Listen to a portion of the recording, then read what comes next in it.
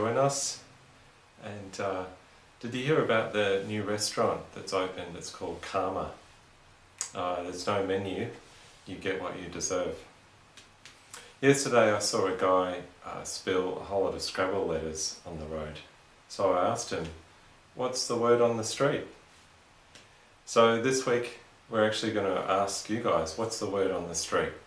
We're going to spend some time, rather than discussing the Bible passage, we will spend a bit of time on the Bible reading this week, but most of our time we want to actually do a questionnaire together.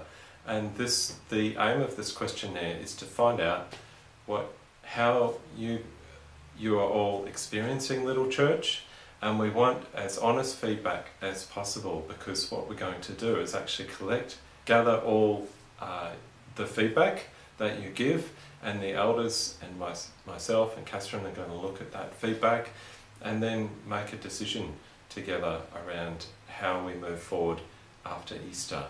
So it's really important that you are as honest and transparent as you can be as we gather the information and your responses. And you don't have to write these down. We're actually going to break off into groups a bit later on and appoint scribes to write down your verbal feedback. But before we do that, we will have a look at a passage in the Gospel of Luke, and the passage is from Luke chapter 13, starting at verse 6 and going to verse 9, and then also we'll read verses 18 to 19 as well. So perhaps you can get someone in your little church to read out the Bible reading first, and then we'll talk about it.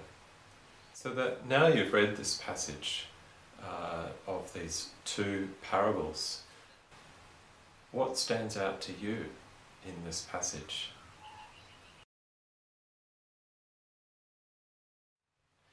Well, what stands out to me in these two parables is they are essentially about bearing fruit for the kingdom of God. You have this lesson of the fig tree and the lesson of the mustard seed, and both are really about how we as disciples, as the people of God, should be bearing fruit in our lives. You could apply this to ministries that we might have in the church. And today we're going to be discussing the ministry of Little Church and how fruitful is it? Should we be putting more fertilizer on it, as the gardener was doing in the parable? Does Little Church have the capacity to multiply like a mustard seed does when it grows into a large tree and produces many, many seeds? So these are the kind of questions that we want to grapple with in these next few minutes, and I'm hoping we spend a good amount of time on this. Hopefully your group can spend about 45 minutes or even an hour on these questions. Apologies to those who may be new to Little Church, and just bear with us as we explore these questions together. And for anyone who is not present at your group, we'll make sure that those people get an opportunity to respond, and we'll send out an email or provide them with a paper questionnaire that they can fill in their responses. So today we have 5 questions as part of this collecting the feedback, and what we'll do now is, if you can break off into 2 groups or 3, basically groups of 3 or 4 people would be ideal, and those groups need to select a scribe, so someone who's going to write down everyone's responses.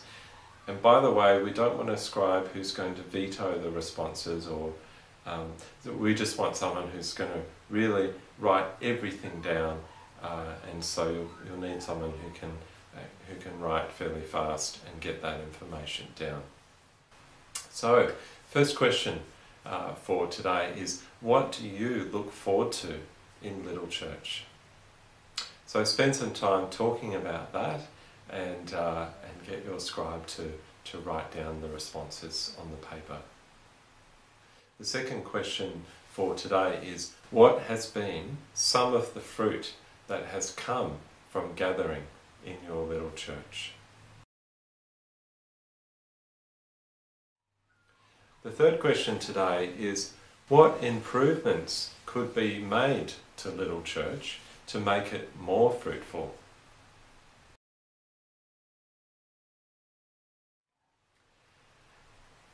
Okay, you guys are doing really well. We've only got 2 questions to go. The second to last question is, how would you like to see our church gatherings working in the future? Do you think we should keep our fortnightly rhythms as is, or change the way we meet in some way? Now again, I want to reiterate that please be as honest and transparent as you can and express your opinions about this in a loving and respectful way. And the final question we have for today is, do you have any other questions, comments or suggestions? We would love to hear your feedback on this, and we would love to see that blank piece of paper being filled up with lots of questions, comments or suggestions. Well, thank you so much, all of you, for participating in this questionnaire.